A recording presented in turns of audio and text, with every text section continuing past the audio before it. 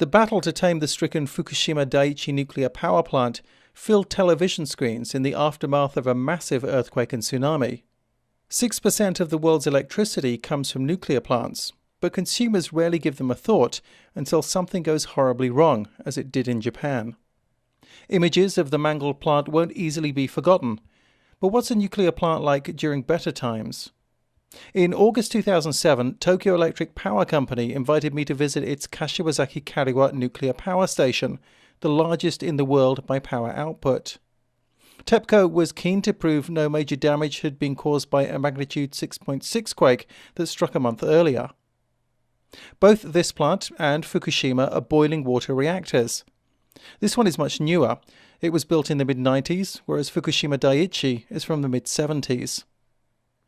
To get inside the plant, I had to go through several security checks, including an airport-style metal detector and X-ray for my camera. I wasn't allowed to film them.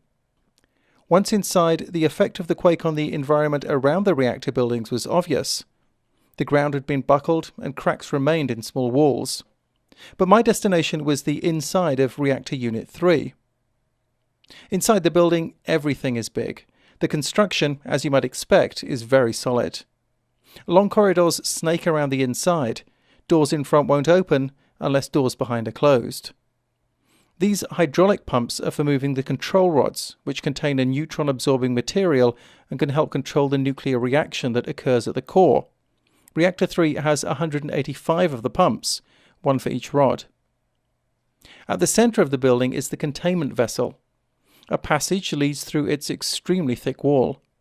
If the reactor core were ever to melt down and fuel burn through the bottom, the containment vessel is supposed to seal radioactivity in. It needs to be very strong.